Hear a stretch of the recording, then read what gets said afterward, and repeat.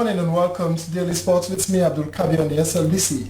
Coming up into this program, the Ulsters concludes friendly matches across the region and also in the international scene, World Cup qualifying for African teams. Well, teams are doing pretty well as far as the World Cup qualifyings are concerned so far. These and plenty more coming up in this edition of Daily Sports with me, Abdul Kabir. But first, let's take a short break.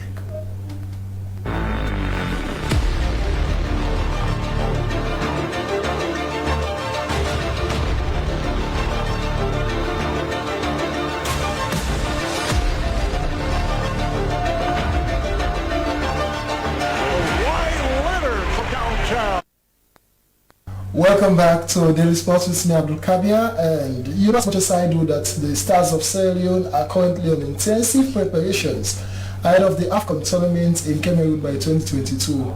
Well, there is so much happening around in terms of preparations, in terms of getting players up to speed with match requirements, among other things. Now, to help us shed light on the preparedness of the national team, we've got in the studios Guy Babatunde Lamin, a seasoned sport analyst. Thanks for joining us, and it's a pleasure to have you with us this morning. It's a warm pleasure to have me here on this particular program today. Thank you so much. And let's start off with the national team, the Stars. They concluded an important friendly encounter against the Diamond Stars. The Diamond Stars, they won the Premier League back-to-back, and a team to reckon with, an established Premier League outfit in Sierra, if you like. First, your take around the friendly match. Well, I think it's a positive one because we are preparing actually for the 2022 AFCON and Championship. And of course, when you look out there, people have mixed feelings. Somebody was asking me, was telling me the other day that why can't Leo Stars host Brazil or host some other Grade A teams around the world? I said, come on, that is... It is very possible that Stars can host those nations. It's possible, but looking at the preparations and the time, you understand, and the level at which we are, okay, some would say it's rather impossible. But looking again, actually we had a very fantastic match with Diamond Stars, and it was such a boost for our boys, especially the home base, you know, in terms of increasing their performance and confidence level. But however, we are looking up to international friendlies because, however, in the international window. So we must consider the fact that we should have hosted, or we should have booked a venue for an international and friendly match, you know. But it's somehow positive for us, and it's a victory for the Lion Stars team. Okay, I'll continue to engage you. Now we saw slight changes within the team selection because initially the regular goalkeeper Mohamed Nabi Kamara, you've got Yemi Dunia, you've got Abubakar Samura, you've got the midfielders. Slight changes around. We saw a couple of fresh names or faces into the particular squad that faced Diamond Stars. Is it right to give all the players the opportunity? Certainly, it's right. It's the best time for us to actually feel the taste of other players, because if you consider the fact that most of them are on the bench, because when we resume, in actual fact, when we go out there for the competition proper, most of them will be on the bench, you know. So it's the best place for actually the team to actually get a taste of these players, and also to prove a point that we can actually get some of them on board, and especially for the ongoing preparations for the AFCON 2021. And I can tell you for free that you know, Lion Stars actually they are doing well. Okay, it's not easy. It's not going to be an easy task. Looking at the fact that we are going to face tough opponents like the Algerians and of course the Ivorians. Okay, these are World Cup teams, and of course we've never been to the World Cup, so therefore we're expecting actually the best of all, the best of us. Actually, we're expecting the best of the Lion Stars. Yeah, Kasitue, very important player, was included also in the squad, and when you look at this midfielder, he has got that mental toughness, box-to-box midfield ability, and Abubakar Samura captained the team for that particular match, and the goalkeeper as well, Abdul, and a host of other fresh legs, and quite an exciting team. Yeah, of course, the likes of Kasim Toure, actually, we've had a bit of him. David Janen yes. in the defensive line. Because like I was saying in the previous versions that we had discussions, we are looking forward to a proper composed midfield for the Leon Stars. Because if we have a weaker midfield, it is possible that we are going to lose miserably in ongoing qualifications, or let me say in the AFCONs. But when we actually, sometimes you just need to pull the big guns and test the young boys and see the output or the performance level of them. Okay, so that's what we're looking forward to in the future. Well, continue to stay with us is Gaya Babatunde Lamine, a seasoned sports analyst, and this is Daily Sport on the SLBC with me, Abdul Kabir. And across the continent, we've seen a pool of friendly matches or a pool of qualifying matches for the 2022 World Cup, and quite a show for African nations. We've seen the Super Eagles, we've seen Morocco, and a host of other nations, including Algeria. And they are doing so well. For Super Eagles, they had a comfortable win when they played against the Lone Stars of Liberia, who saw Kelechi with brace. For me, he is an informed striker. He is meticulous about scoring goals. He's not just scoring for Super Eagles, he's equally scoring for Leicester City. He's currently in the good books of Leicester City, if you like. Your take around the qualifying and Kelechi's performance so far?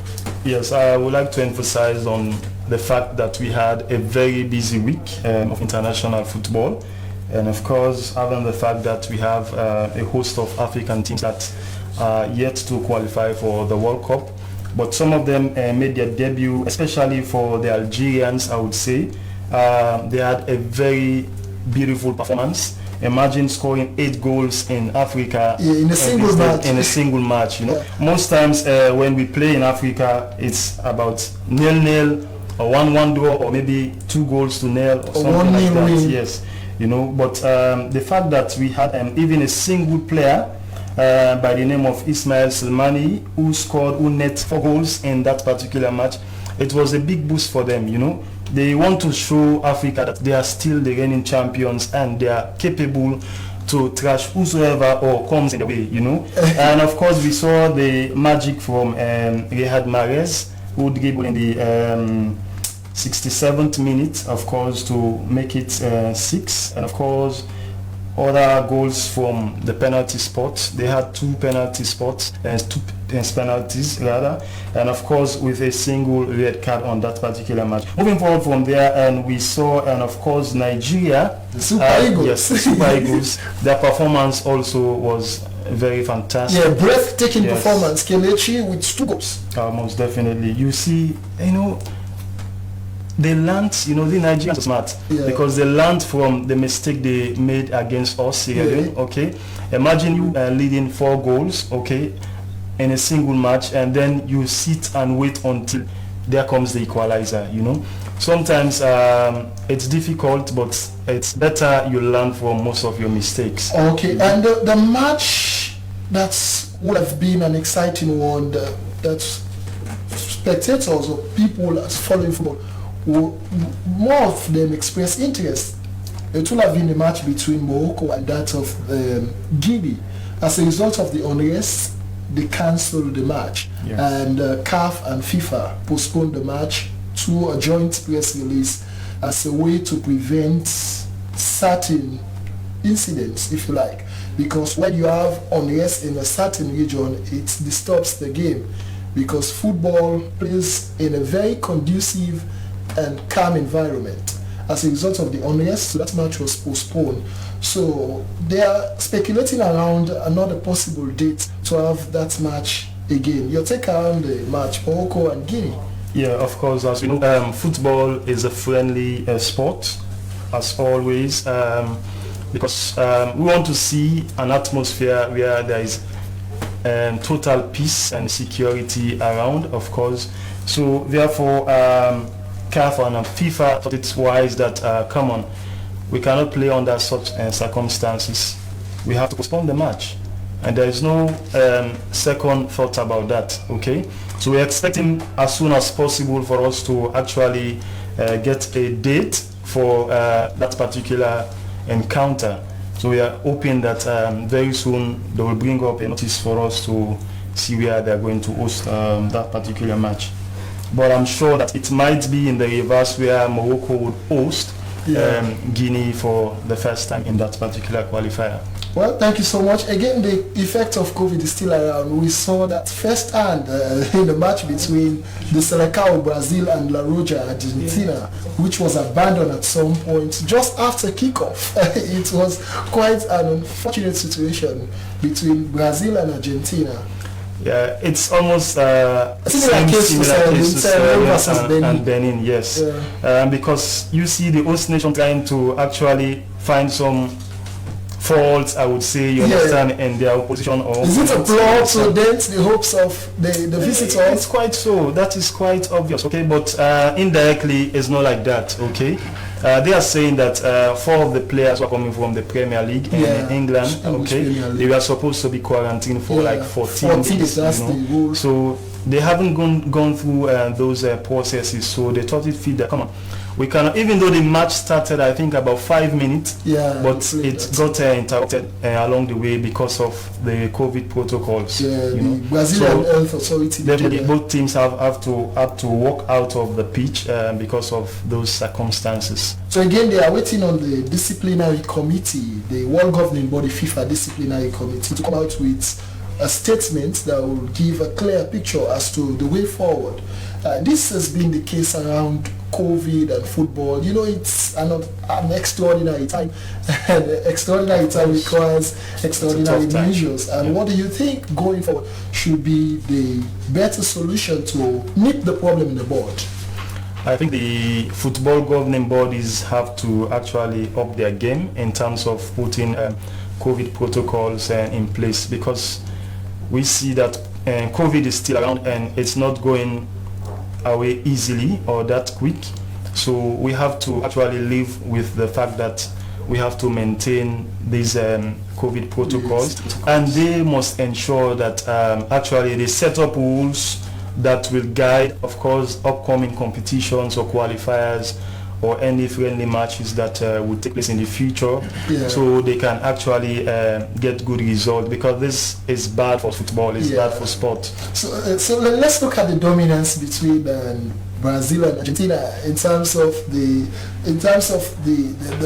statistics, the stats. They've met on several occasions. You know, these are two top teams. These are two great giants with intense rivalries there between those two. So briefly, what's your thoughts around these two teams in terms of the rivalry, in terms of this wanting to become the leader, this wanting to become the champion? You know, that's been the case since Adam was a boy. Yeah, I think these are the two giants of football in the world. Without wasting any time, because you see Brazil have been dominant over like Argentina for years now, and we see the bust, or let me say the resilience of the Argentines in the Copa America, the last Copa America organized. So, the successful it's quite a big blow to Brazilians, that they lost that particular cup in their ground, on their ground rather. You understand? So it's quite tough for them, and they are looking forward to any avenues that they will dent upon the Argentines, so that they could, for them not to continue with the dominance. You know, sort of that, yes. So that's a very good one. We just hope at the end of the day we will have something satisfactory from the world governing body. Well, on that note, we are certainly pleased to draw this program to a close. But before I go, let me say many thanks to my studio guests who have been Gaia Babatunde Lamin. I've been your presenter, Abdul Kabir. Many thanks to my producer, Francis Bernard. And up next is the podium. Stay tuned. Thanks for watching.